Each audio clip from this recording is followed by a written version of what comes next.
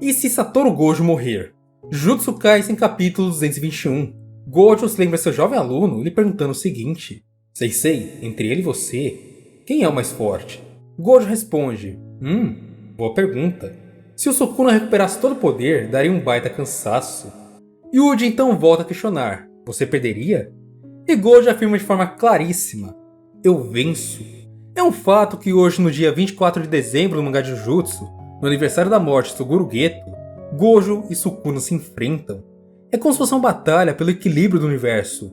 Um lado que garante a paz completa e a vida longa aos humanos, e o outro lado que busca o caos e a destruição fora de controle, capaz de afetar e destruir a vida de milhões, se não a vida do planeta inteiro.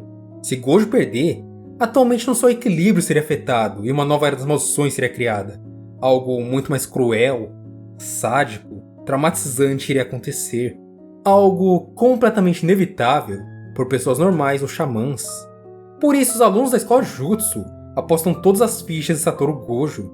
Para entendermos melhor, vamos ter que recapitular como está o mundo de Jujutsu hoje, entender o plano de Kenjaku, a presença de Sukuna e o que é de fato o Mestre Tengen, e também o seu destino. Vamos começar pelo básico.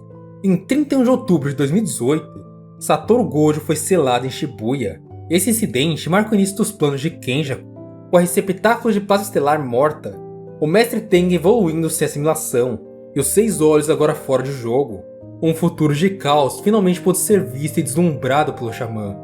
Kenjaku manipulou as maldições do grupo de Mahito para que todos lutassem em Shibuya e, entre aspas, protegessem o selamento de Gojo, para que o feiticeiro mais forte não fosse salvo por nenhum de seus alunos. Mas a intenção original era fazer com que a maldição não registrada de classe especial Mahito evoluísse o máximo possível, deixando a sua transmutação humana em um nível completamente absurdo.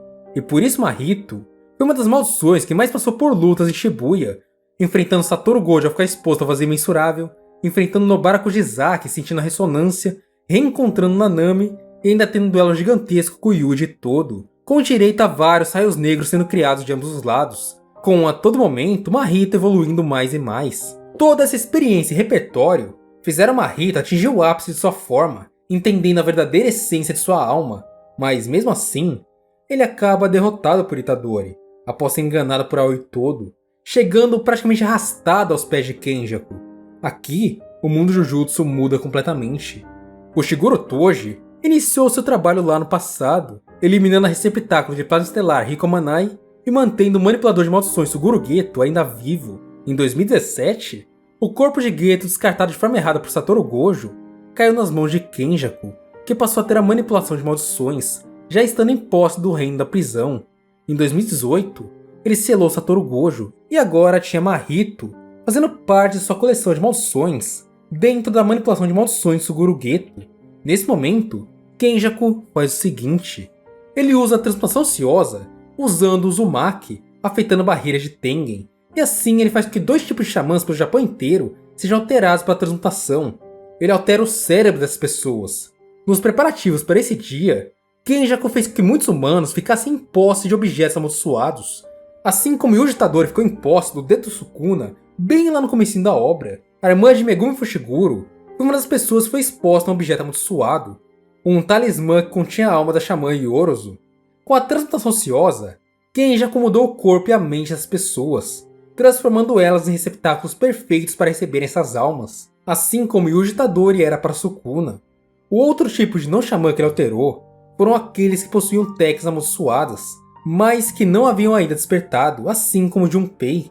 Kenjaku mudou o cérebro desses, e todos, sem exceção, se tornaram usuários de Jujutsu, e assim deu início à migração e extinção, para que todas as pessoas entrassem entre aspas na engrenagem de seu plano, e funcionassem como um tipo de catalisador para a assimilação de Tengen com milhares de pessoas, talvez até consigo mesmo.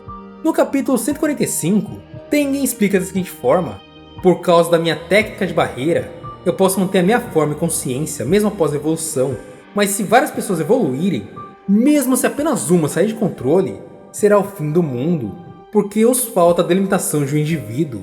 O mal se espalhará em um instante. Uma depravação equivalente a 100 milhões de pessoas irá se derramar pelo mundo. A devastação que acabamos de ver em Tóquio irá se reproduzir pelo mundo inteiro. E no capítulo 202, Kenjaku vai para a sua própria explicação. Então, abre aspas. Desde o começo, eu trabalhei com os feiticeiros considerando o potencial das maldições. Talvez uma nova forma de energia amaldiçoada poderia nascer das maldições avançadas chegando ao próximo nível.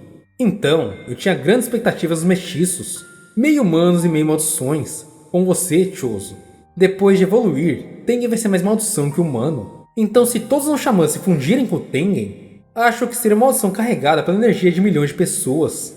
Talvez até como o Uzumaki, sendo capaz até mesmo de extrair algo a mais. Como será que isso pareceria? Nesse momento, parece ter uma criança segurando lápis de cor em frente a uma folha em branco. Fecha aspas. Então esse, basicamente, era a base de seu planejamento. No capítulo 220, a migração e extinção chega ao seu ápice, e Kenjaku começa a realizar novos movimentos. Usando seus 309 pontos conquistados, ele cria mais duas novas regras no jogo do abate, a regra 13 e a regra 14. Regra 13. A partir deste momento, 18 de novembro de 2018 às 9h09, nenhum jogador poderá entrar na migração e extinção. Regra 14. Com exceção de Getsuguru e Fushiguro Megumi, quando todos os jogadores morrerem, a migração e extinção terá terminado. Lembrando que nesse momento Ryomen Sukuna está no corpo de Fushiguro Megumi, já desequilibrando o mundo jutsu inteiro para o lado das maldições. Com isso se mantendo, o natural seria os feiticeiros ficarem mais fortes para enfrentar Sukuna e as maldições enfraquecerem para se tornarem desnecessárias. Mas como estamos na era moderna, onde Satoru Gojo, o equivalente de Sukuna até 2 semanas atrás, era o mais forte, temos poucos feiticeiros capazes de se aproximar de Sukuna, e o extermínio em massa seria praticamente inevitável. O Yuji chega a explicar para Max Zenin que depois de tudo isso, as coisas se tornaram simples, não precisavam mais pensar tanto, apenas lutar. E Maki completa dizendo que se derrotassem Ryomen Sukuna e Kenjaku, tudo estaria acabado. Mas óbvio que falar era mais fácil que fazer. Até então, nem mesmo um grupo com Itadori, Maki, Yuta e Hakari ou qualquer outro xamã em conjunto conseguiriam vencer sequer Sukuna sozinho, quanto mais ele acompanhado do Kenjaku. A missão era complicada, por isso, para equilibrar tudo, eles, com a ajuda da Anjo, liberaram Satoru Gojo de seu selo, liberaram Gojo do reino da prisão. O alto escalão Jujutsu também foi destruído e dominado por Kenjaku. Aqueles que declararam o Yutokotsu como executor de Uji e também a execução de Suguru Geto, todos sem exceção apenas foram mortos. O clã Kamo, comandado por Noritoshi Kamo, o próprio Kenjaku, está em teoria monopolizando o poder com o extermínio do clã Zenin. Então voltamos ao assunto inicial. O que acontece se Gojo perder?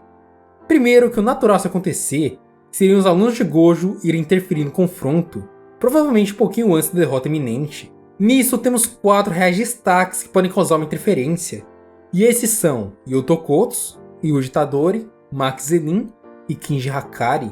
Existem outros alunos da escola Jutsu, mas esses 4 são extremamente destacados, e também têm um forte senso de justiça.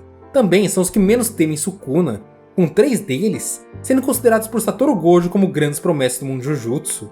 A questão é, algum deles conseguiria lidar com Sukuna de fato?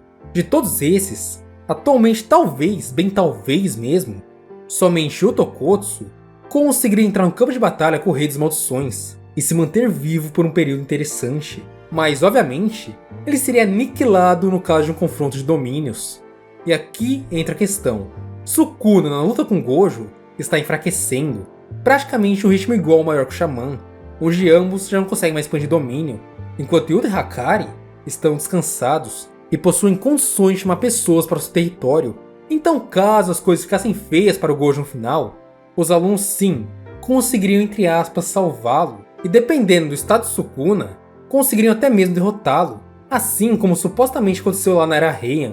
O que a gente tem que ficar atento é aos movimentos de Kenjaku, já que se ele se juntar ao Sukuna para enfrentar os feiticeiros, todos encontrariam reais problemas, levando em consideração que atualmente, Kenjaku é o maior usuário de barreiras do mundo Jujutsu, e um monstro forte bastante para derrotar Yoki Tsukumo, Chozo e a manipulação de barreiras do Tengen, tudo ao mesmo tempo, sobrevivendo literalmente a uma distorção no espaço de massa infinita, um buraco negro. Esse homem está inteiro e em totais condições de interferir no combate. Contra ele, mesmo descansados, sem nenhum tipo de problema físico, ninguém da escola Jutsu teria sequer uma chance. Lembrando também que Sukuna tem ao seu lado a Oraumi, que apesar de não parecer, possui sim um nível de classe especial, capaz de mobilizar vários feiticeiros ao mesmo tempo, igual ela já demonstrou fazer com facilidade com Max Zenin e Yuji Tadori, enquanto enfrentavam Fushiguro Sukuna. E com tudo isso, temos também a variável do Hajime Kashimo, que com certeza se tornaria um empecilho para os alunos de Jujutsu, caso eles de fato resolvessem interferir na luta de Gojo e Sukuna, sendo também um classe especial extremamente perigoso, ou pelo menos alguém que guarda um segredo por trás de seu nível de poder.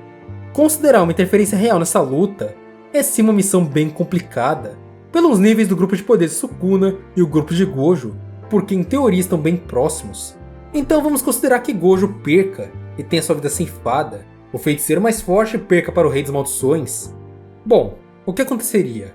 A migração em extinção seria completamente concretizada. Sukuna e Kenjaku com certeza iriam dizimar todos que estão no jogo do abate, com exceção obviamente Megumi Fushiguro e Suguru Geto, os próprios Sukuna e Kenjaku, dando assim um fim ao jogo do abate, de acordo com a regra 14. Com tudo isso feito, as condições para a simulação em massa com Tengen seriam atingidas, e milhares de não-xamãs sofreriam da assimilação, criando algo simplesmente imprevisível e difícil até de se imaginar, isso de acordo com o próprio Kenjaku. No pior dos casos, irá acontecer como na previsão de Tengen.